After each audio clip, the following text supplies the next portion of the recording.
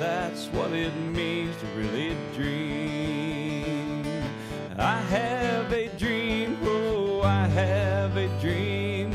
Red, white, and blue, fly free, fly free. I believe, oh, I believe. Will you dream with me? Good morning, everyone out there. Welcome to Changing Times. This is Wednesday, July the 5th, the day after Celebration Day, Independence Day.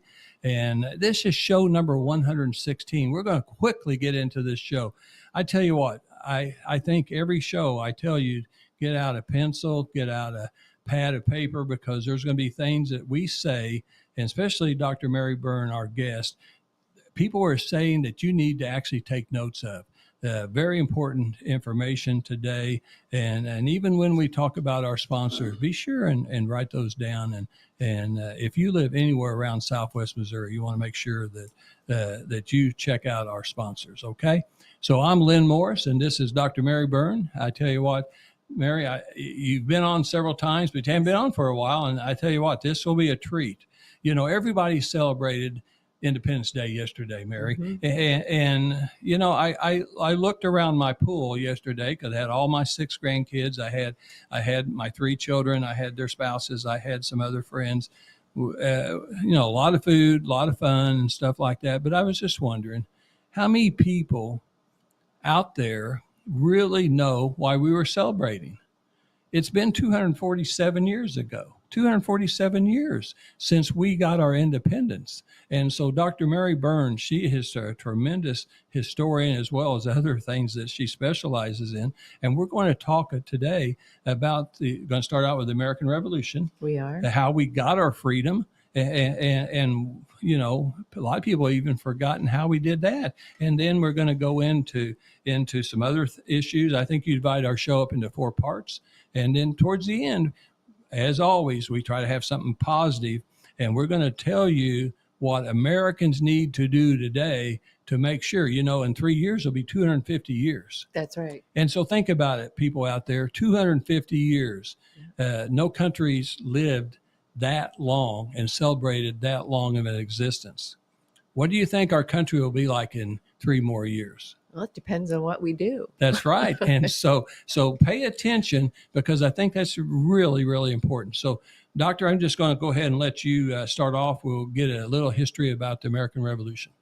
Well, the document I really wanted to focus on was the Declaration of Independence, which perfect.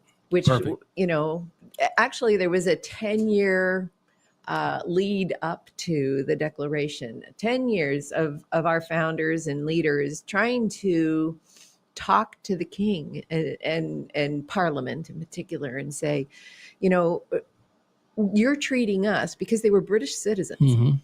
and they had no plans really to become independent of that king, but they didn't want to be treated like second-class British citizens.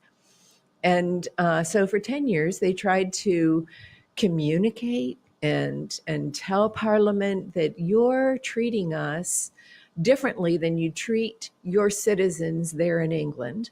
We're loyal to you, but we have no representation in Parliament.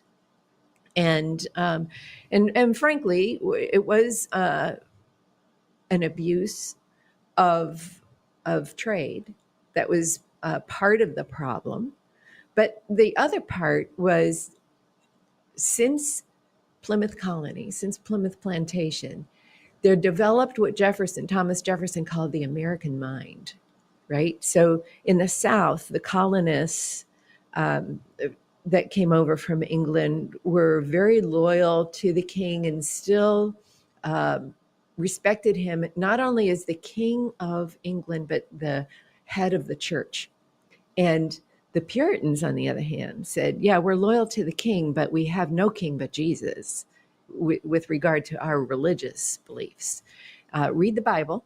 Yeah. And that was the essence of the rebellion. Read the Bible, and you'll find out there was no succession of kings by birthright. Right.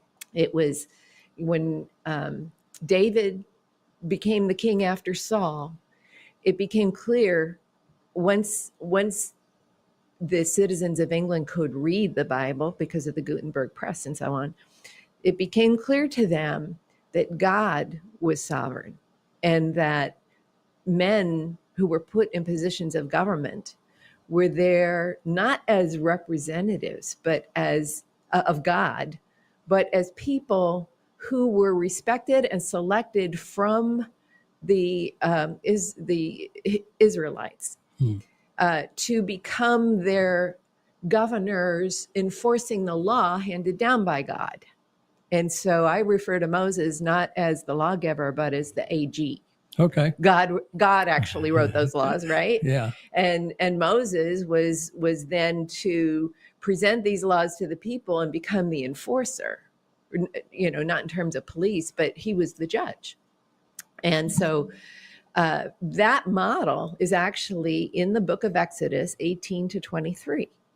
And that's what the Puritans were reading, saying, and when they wrote the Mayflower Compact, it was a social compact saying, look, we're all equal here. There is no sovereign other than God. And we either band together, believers and unbelievers, and survive for the general welfare of all here, or we're going to perish.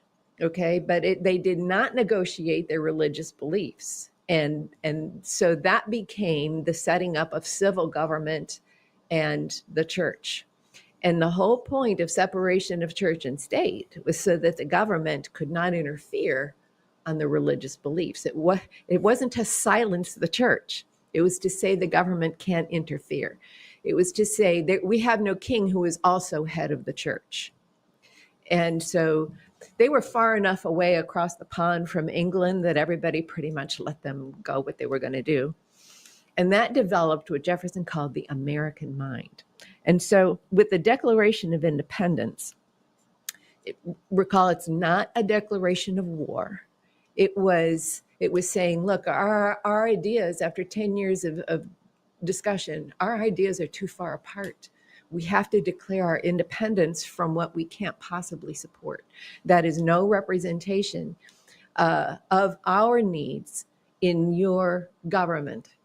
And so Jefferson wrote, we hold these truths to be self-evident, that all men are created equal. That was just anathema to the king, because he's like, well, no, right. I'm the designated He's head the here, top right? guy. Yeah. But according to the Bible, God is sovereign. Mm-hmm. All right. And so that was the first biblical idea in the Declaration that you have to accept. And so all men are created equal, that they are endowed by their Creator.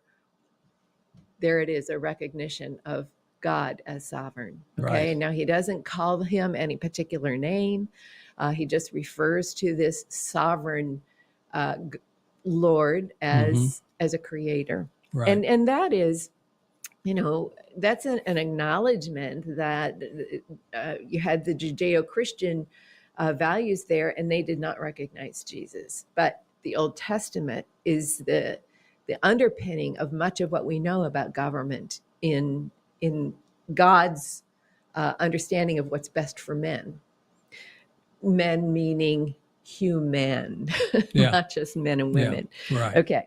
So they're endowed by their Creator with unalienable rights. That's another key. If they come from God, there is no human government that can take these rights away from you. And that is life, liberty. Don't forget, they're working off this idea, the Exodus, that God freed people in order that they could be free to worship him. So they were freed from a pagan government under Pharaoh, where they were slaves. It wasn't just about economic slavery. They were immersed in a pagan government where there were false gods, and Pharaoh considered himself God, right? And so the King of England was like one step away from that. Well, I'm not God, but I'm his representative. Mm-hmm. And Jefferson was laying out there, no, this God gives us the right to life, liberty, meaning freedom from that tyranny of a man at the head of government, and the pursuit of happiness. This comes from John Locke's ideas, where John Locke talked about property. And don't forget, that's what God gave the Hebrews when they became Israelites. He gave them instruction on how to parcel out the land, that each family had their own property. Right. Think about Marxism now. You will not own property. Think about what Klaus Schwab is saying now. You'll own nothing and like it. That's exactly the opposite of what God promises us, in that we'll have a kind of personal economic security by our own work, our own labor, to be able to support ourselves. When the government takes all of that away, they can control you utterly and completely. And God says, no, you're not going to have any human government control you. I'm your sovereign. I'm your provider, and I will provide for you from the land. So this idea of pursuit of happiness was to encompass the idea of property, but also that you would realize your own gifts according to your Creator's distribution of those gifts to you, and that you could pursue the cultivation of that, not just for your own benefit, but for the community. But it was always being in right relationship with God. So to pursue happiness meant you had the freedom to fail, but also to succeed. And so, Jefferson is making it very clear, none of this comes from what's happening now in our country, a database system to determine what your skills are so we can plug you into the right slot. Right. I mean, that's what's going on here with the schools. That is completely the opposite of the Declaration of Independence. So while it is not the Constitution, it is the preface to the Constitution. And there is implicit and explicit in that declaration the idea that our relationship, each individual's relationship to a sovereign, is that relationship to God. He says that to secure these rights, governments are instituted among men. So government is not to be your provider for equity of material wealth. Your government is there to protect what God has given you. And that's the encroachment that's happening now from Washington, D.C. The infiltration, and you asked me, so where did this all go wrong? First, I want to ensure that everybody understands what I just told you in terms of Exodus being the model, the book of Exodus being the model for setting up our government system of local control, which would have been the families and the local communities. And then you go to tribe, and then you go up to a higher level of judicial decision-making, which was Moses, right? So you have this three-tiered system, not for centralized control over the economy, but for ensuring that the laws were justly decided and enforced, all right? So when Benjamin Franklin was on a committee to submit proposals for our Great Seal, which currently we have is the bald eagle with the arrows and, the olive branch.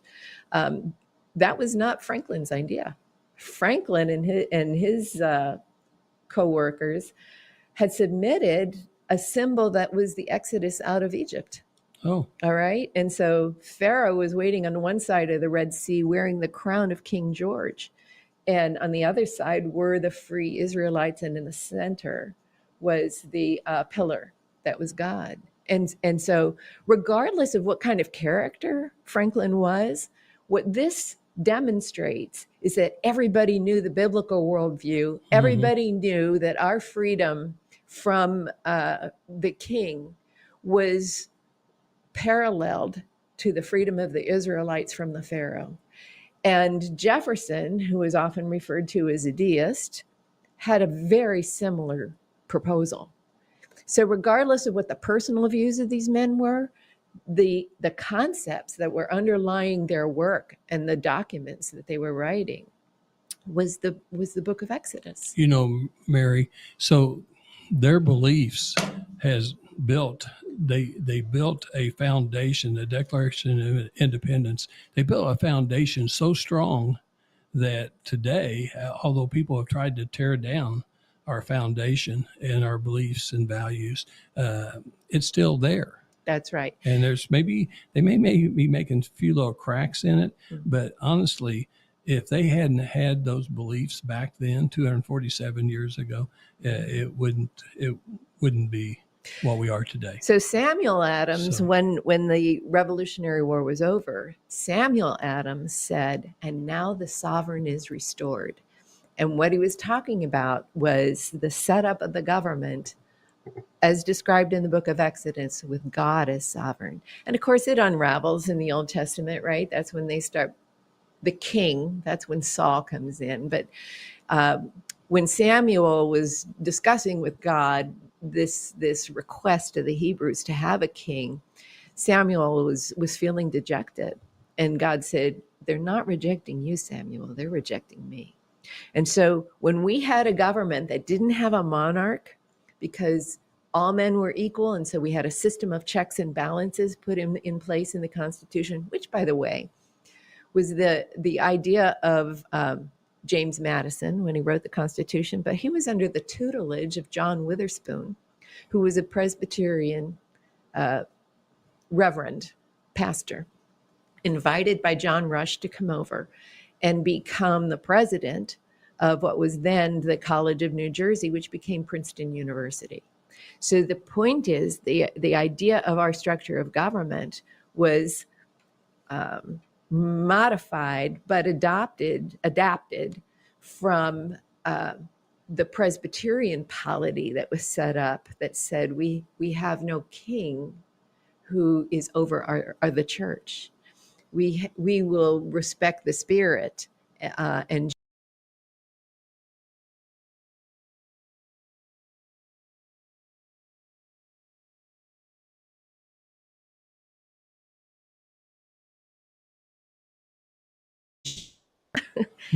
and that's where it came from. Right. So the whole idea of the concepts underlining our Declaration of Independence and then in our Constitution were actually coming from this theologic perspective that there's darkness in the hearts of men and they need to have this system of checks and balances, but most of all, they need to understand that they're ultimately responsible for what they do in this world by who controls this world and the next. And that's what we've lost. Yeah. And so what was happening after the Civil War is this infiltration into the church, where we were the seminarians of all faiths. I'm not picking on any particular denomination. They were infiltrated in all denominations to adapt this idea of social justice rather than the biblical world justice. Jesus had said to his disciples as he was leaving, he said, "What business is it of yours what I say or do to this other disciple?" Right? Well, what we have now is somebody saying it's everybody's business. We have to have equity. Everybody has to have the same. Mm-hmm. And what Jesus was saying is, no, I distribute as I see fit. And so there's a real lack of respect for God as sovereign, and this taking over of the government as sovereign. The churches allowed them to do that because they were no longer preaching the scriptures. They were talking more of this Marxist idea of equity and social justice. That was by design. Somebody infiltrated, somebody orchestrated, but the problem is the people who were the true believers in the scripture rolled over. Right. Yeah. They didn't say anything. Yeah. Kind of like education, you've talked about it before. That's slow, Yes. insidious. People weren't paying any attention. Mm-hmm. The infiltration of our education system Permeation. started out actually with our universities, Exactly. our higher education. Now it's down in the very early preschool. Yes. Yeah, it's all the way through our system today. Yes, and that is the design. I actually wrote a series of articles that is published in Online Education Reporter. It starts with the April edition. That was a special edition, so all of the articles in there are something I wrote to explain how it was the British Fabian Society. So here we are. We declared independence from Great Britain, but by the early 1900s, late 1800s, early 1900s, you have this cooperation of our elites, the financial elites, Rockefeller and Carnegie, with the education elites, the John Deweys of the world, cooperating with the Fabian Society in Great Britain to bring this English socialism back into our country. And I say coming back into the country because, they tried that in Plymouth Colony. They tried a socialist community, and it failed so miserably they were starving. And so William Bradford said, we abandoned that. We gave everybody their own parcel of land. We told them, you fend for yourselves, and whatever bumper crop you get, you can sell. And that began the first free market, mm-hmm. Right? So England never really got over that damage. They wanted this idea of a global socialist / communist society, because that Fabian Society was hobnobbing with Eleanor Marx, Karl Marx's daughter. So Marxist ideas were brought in there. But John Dewey was at Columbia University, but he established another school there in New York called the Rand School for Social Research. And that's what brought the German Frankfurt School over from Germany in World War II. And they're Marxists. The Frankfurt School was basically a group of Marxist professors who were trying to figure out a way to have revolution without just Marx's idea was the economic proletariat and bourgeois. No, there's got to be another way to have a revolution, because that's what you need, is the conflict to make society rebel. And they really had no plans for building it back up. They just needed to make it rebel. And so it was that school, the Rand School, that housed the Frankfurt professors. And from there, they permeated into the university system here in this country. And they permeated the churches. Well, I tell you what, now don't lose your train of thought. Okay. We've got to take a break here just very quickly. Do not go away. We'll be right back, but with more interesting information. But I tell you what, we do have 3 sponsors, and we want to make sure that we give them recognition. Brad Pistow is our first sponsor. He's a certified fiduciary financial planner in Ozark, Missouri. Or you say, well, I don't live in Ozark. I don't even know where Ozark, Missouri. He's licensed in 3 states. He has friends and associates in 47 other states. I actually use him for all my retirement planning. Lots of people do. Don Blackard's family does. There's just people all over the country. He's a contributor to USA Today, many interesting retirement articles. He has 2 books he's written. Safe Money Matters is his first one, and Bulletproof is his second one, last December. If you call 417-581 9222, 417-581-9222. They'll send you copies of the book. They'll give you free information. It doesn't cost for a consultation. His consultations are free, and he'll set you up with retirement planning that you will never run out of money. Okay. Look at inflation. Look at what's going on. Look at the stock market today. As I was driving to the studio, heard that stock market was down to 180 points at opening this morning. Don't know what it's going to do at the end of the day, but we know what the stock market has done, and they're still predicting a recession. So if a recession comes, the stock market's going to crash even more, and a lot of people are going to lose all their retirement planning. And every day that life goes on, I've never lost a penny since I put money in with Brad Pistow. So my wife and I are secure with our financial planning, and you can be too. Our second sponsor is Youngblood Motor Group, and they are located in Springfield, Missouri. They sell Nissan and Kias, and on South Campbell, they sell new cars on one side, they sell used cars on the other. But it's not just used cars. Most of those cars are certified cars, and that means that they've gone through a many point check system to where when you drive off the road, they're not just going to fall apart with a lot more mechanical expenses and things like that. So a lot of people can't afford to buy a new car. I understand it. I always look for a used car with low mileage. And so that's where you go. You can buy used cars that are certified cars and program cars that are actually really a good buy for the money. And John Youngblood, I think, and John Whittaker. I think John Whittaker is going to be here in the next 2 or 3 weeks. We always have our sponsors on, and he's going to tell us all about electric cars, hybrid cars, gas cars. What are we going to do? And where you buy or sell or lease or whatever you do, he's going to tell you all that stuff. So we're glad that he's a sponsor of ours. Our third sponsor, Louis Michael, he's also a sponsor and a co-host. And I think Louis will be back here next week. I understand he's out of town this week with his lovely wife. And I tell you, he is a realtor for the firm, FIRM, down in Ozark, Missouri. And so if you want to buy a house or sell a house, he's the guy to contact. He does farms. He does all kinds of things around Southwest Missouri. He even sells property in Vegas, Nashville, things like that. He has many contacts because he's an Elvis impersonator. He's actually one of the best in the world. And he has a nonprofit called Choosing to Live that he just loves more than selling real estate. He tries to put money back in to his nonprofit for people to choose life over death. And he comes and talks to schools and businesses, individuals, anybody that can listen. He wants to tell them to choose life over death because he had a gun to his head. He knows what it's like. He was just 1 second away of dying, and God saved his life, talked to him, told him what he was going to be doing.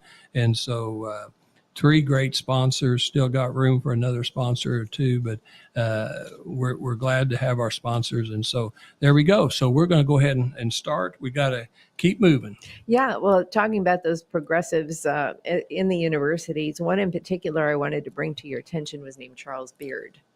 And Charles Beard was the one who wrote a book called The Economic Interpretation of the Constitution of the United States. So when you read the Declaration, you know that look at where taxation without representation fits on the list of grievances, because it's way down there, like number 14. The grievances really were spiritual. And part of this idea of self-governance rather than they were free citizens, not subjects, right? So Charles Beard then, influenced by the Fabian socialists in Great Britain, because he was over there to study for a little while, wrote this book and reinterpreted the Constitution, saying that it was, get this, a lot of white men who are property owners who wrote the government structure to protect their own property interests. And I just explained to you, that was not it at all. No. Okay. But he was actually debunked in the early 1900s. But then what rose up, again, these Marxists are infiltrating the universities. What rose up was what was called New Left historians. And they resurrected Charles Beard's writing and said, yes, this is what's wrong with America, is that it was the bourgeois and the proletariat. Okay. Right. So that's what is in our classrooms today. Mm-hmm. And rather than teaching the facts from and that's why I showed you this picture. We have the primary source documents. We have the writings of the founders who participated in the meetings of the constitutional conventions and the notes. We have Jefferson's autobiography, but that's not what's getting taught in the classrooms. So if you want to reverse this, one of the things we have to do is start reversing the way history is taught, reject what the New Left did. One of the main writers of the New Left historians was Howard Zinn, who wrote a people's History of the United States. He wrote that in 1980. It is still in classrooms today. It's still being distributed, and here's how they do it. You get sponsors, private sponsors, to buy caseloads of these books and donate them to the classrooms, which means the school board never sees it in the budget. Okay. But that's how they get this messaging infiltrated into the classrooms. And you've got teachers introduced to the Zen Education Project, which is free lesson plans online available to teachers. But the teacher candidates are being introduced to this as a resource for them to develop their instruction in the classroom in their teacher education programs, which the state is funding. Okay. But as legislators, you're not told what the syllabus of the professors are or how they're instructing those teacher candidates. But then that's what the teacher candidates, who then become licensed teachers, thinks is normal and what they're supposed to do. But if you look at that book, the People's History of the United States, there's no citations. There is a bibliography at the back of the book, which is not a reference list, okay? It's a bibliography. And there are very rabid leftist extremist resources used. Howard Zinn said, it's not my business to report history, it's to create history, which is his Marxist worldview. Right. Okay? And that's what's getting into our classrooms. The Black Lives Matter curriculum is in the classrooms. The 1619 Project, Nicole Hannah-Jones will say the same things. It's not my business to teach history because she's a journalist. She's not a historian. That material, the 1619 Project, has been criticized by real historians. But we have nothing in terms of our state requirements for what's taught in the classrooms. And it is the state's business, not the federal government's. We have no requirements saying, but you will teach from primary sources or reference citations, materials with reference citations, so that it's a free-for-all. And that's how you get this false ideas taught in the classroom at taxpayer expense.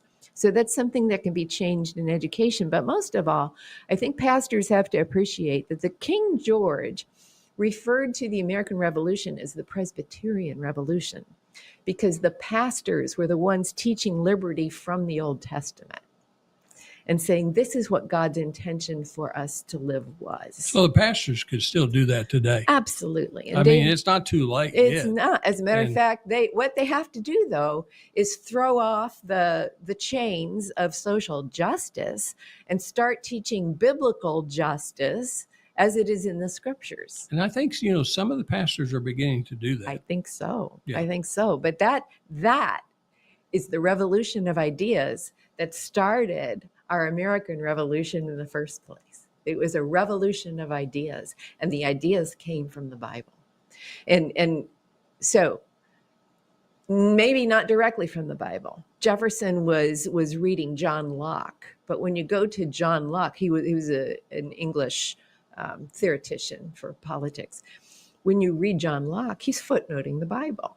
Mm-hmm. So there was this cultivation of ideas over time, about 100 years, mm-hmm. That finally, when it was in Jefferson's hands, he said, this is the American mind. Regardless of what his personal views were, mm-hmm. this is the American mind, and this is what we're going to put in our documents. We're not teaching that.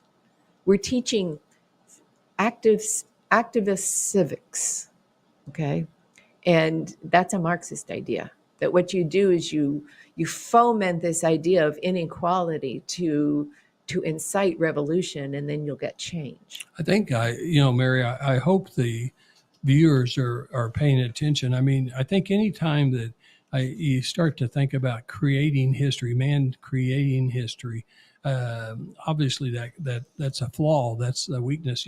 History is something to be studied, and you study past history to learn how to operate better and live better in the future. So history is really important. When you start changing history, that's very dangerous, because you have no foundation then. You have no real anchor to hold on to. Well, and the founders were adamant. That's what education was for. One of the core subjects to be taught in public schools, because public schools are financed by taxpayer dollars to preserve the republic, believe it or not.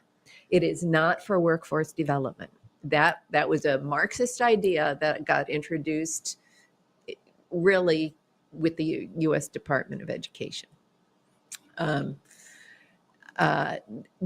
point is, this idea that education is for the economy is Marxist.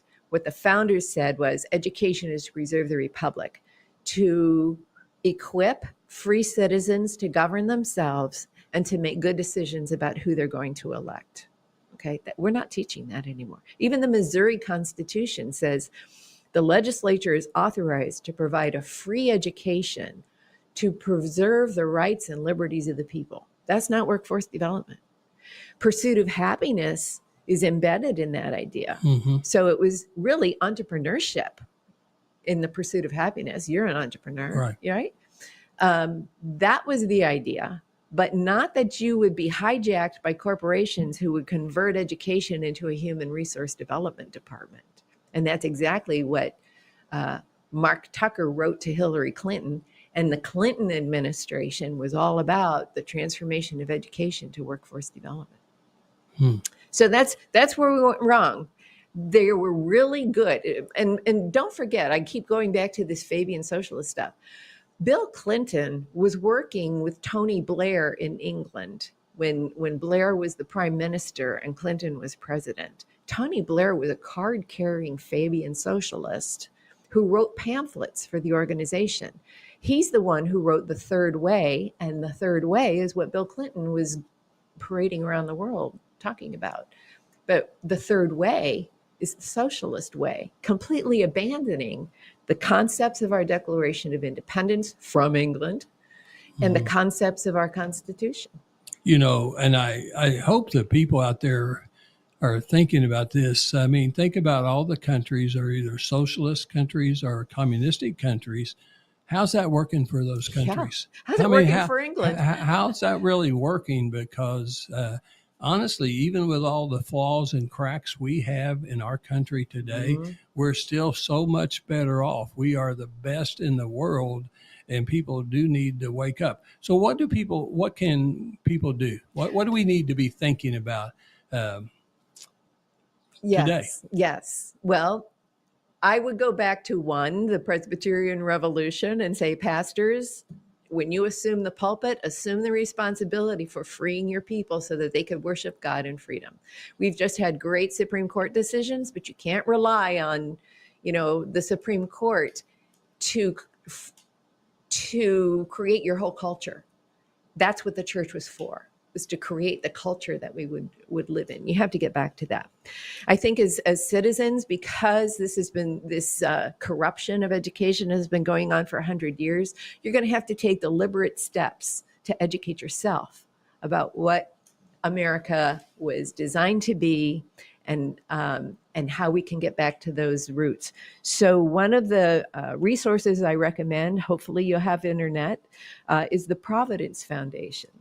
The Providence Foundation website is providencefoundation.com. All kinds of reading resources, DVDs, podcasts available to learn the biblical founding ideas of our country. Another one in our Conservative Americas Club, we have an ongoing program called Biblical Citizenship for Modern America. This is an 8 DVD set series available from Patriot Academy that any church could buy, any club or organization could purchase, very reasonably cost. And they have manuals for leading discussions that you see in these DVDs. So as a club, the Conservative Americas Club this year is presenting each month a different DVD out of that series. And we have really enjoyed that. And they are good. They really are good. So I highly recommend that.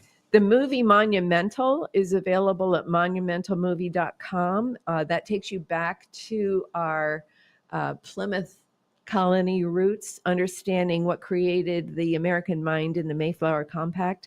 And I highly recommend a DVD. We also saw this last year at our Conservative Americas Club called Enemies Within the Church.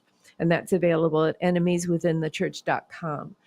I say that so that people understand it is not a single denomination. It was a progressive idea, really a Marxist idea, that we take over the seminaries and start educating our pastors in the way of thinking of a utopian society on earth. Well, that's leaving God out as sovereign. Right. So I recommend those resources to educate yourself. And then last but not least, once you're educated, recruit from within those people you trust and know will begin restoring our government the way it was designed to be. Recruit them, support them, work for their campaigns, and get out there and vote for them. And then don't abandon them. Once they're in office, you know this, Right. Once they're in office, you have to continue to support them by giving them the evidence that their constituents want good legislation. In other words, send emails and letters and show up at hearings and support their bills that they write for you. If you don't, then you're going to have the lobbyists do that for the corporations, and it'll be a society run by corporations rather than the voters. So it's all doable. It's not comfortable, but that's what you, every citizen, is supposed to be educated to do, is to defend their own personal liberty by becoming engaged citizens. And that's what the public schools need to return to. So it's not hopeless, but you will have to roll up your sleeves and work. Well, Mary, so let me ask you this. So we're going to run out of time, but I want to kind of think about this and get your idea. So we have more people every year homeschooling. Yes. And I'm proud of that. I'm glad they are. I have a lot of friends, especially younger people that I run around with that are tremendous citizens of our country. They're homeschool.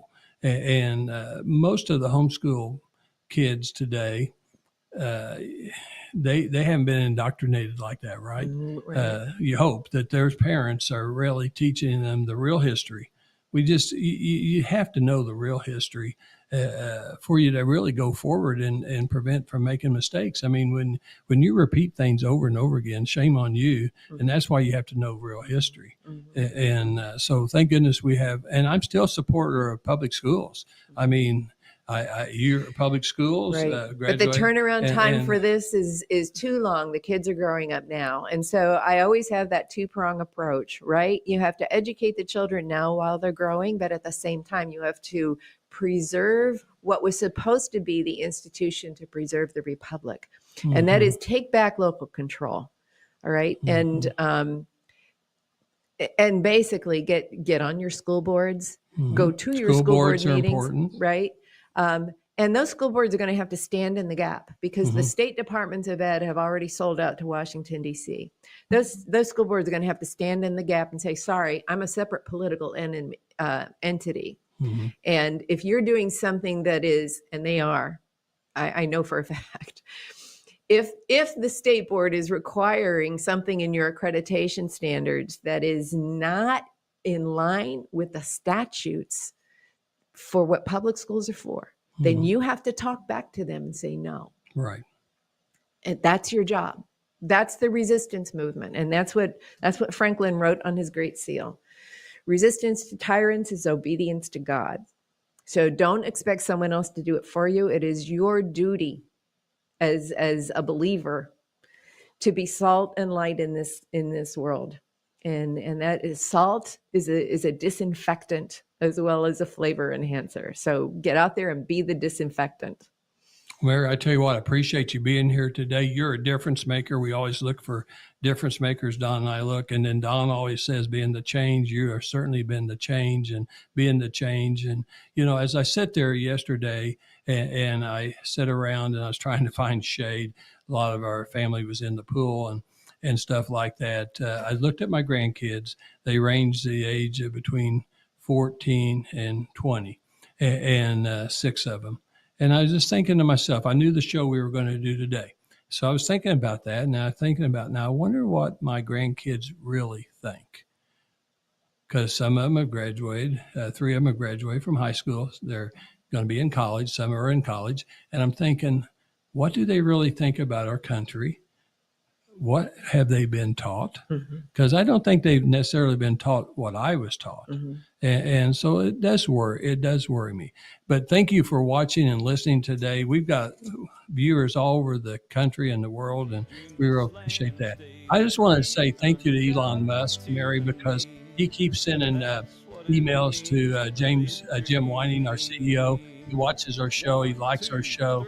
And we appreciate Elon Musk for buying Twitter and giving us independence. Yeah, giving us independence, because he took off the girdle. He took off the girdle and where people can watch our show. We're going to have another great show next week, and we'll be back, and you all have the rest of a great week.